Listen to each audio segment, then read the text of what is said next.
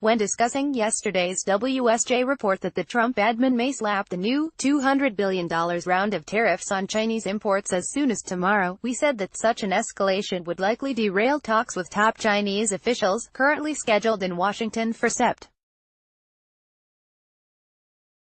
27 and Sept.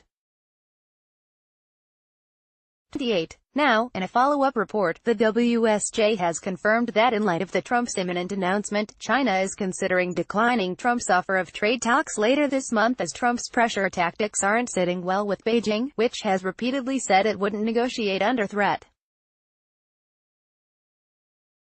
There is a lot of uncertainty right now, a Chinese official told the WSJ. If more tariffs come out, the Chinese side could very well choose not to go. That said, a final decision has not yet been made on the trips, and will depend on what Trump does in the coming days. Underscoring China's growing anger toward Trump's negotiating tactics, Jiang Weimin, a former senior economic advisor to President Xi Jinping, said on Sunday that China never said it doesn't want to negotiate with the U.S. But the U.S. side has to show sincerity toward resolving the trade dispute. Added a current senior official who advises the leadership on foreign policy matters, China is not going to negotiate with a gun pointed to its head. While China's lack of desire to negotiate would hardly come as a surprise, after all there will be little to discuss if Trump does pull the trigger on even more tariffs. What may come as a shock to U.S. businesses is how China plans to retaliate to the $200 billion in new tariffs. Yesterday, we noted that Beijing could prompt respond qualitatively by selectively targeting U.S. companies which have a major presence in China, such as U.S. automakers or Apple. It now appears that China's escalation will be even more targeted, and that some Chinese officials involved in advising the leadership are proposing to step up the trade fight a notch by restricting China's sales of materials, equipment and other parts key to U.S. manufacturers' supply chain.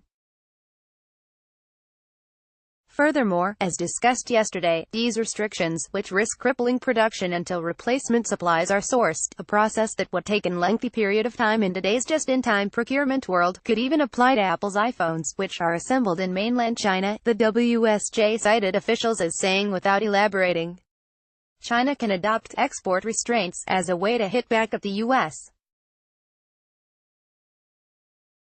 In addition to retaliatory tariffs, former Finance Minister Lu Jiwei told a gathering of Chinese and American academics and business executives Sunday.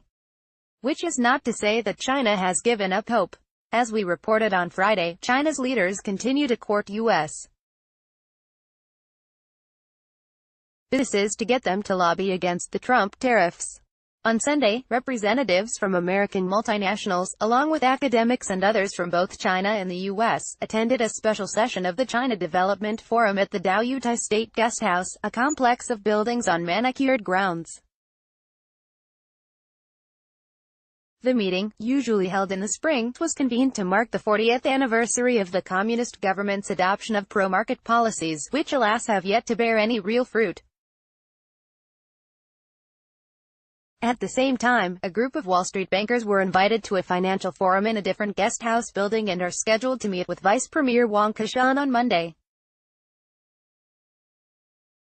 The reason why Beijing is bypassing Washington and bringing the fight straight to U.S. corporations is that Chinese officials have expressed growing frustration in dealing with the Trump administration, which has demanded not only better terms for trade but an end to industrial subsidies and other policies Beijing sees as vital to securing China's economic future. Lu, the former finance minister who is now head of China's National Pension Fund and a senior government advisor, observed, correctly, that current U.S.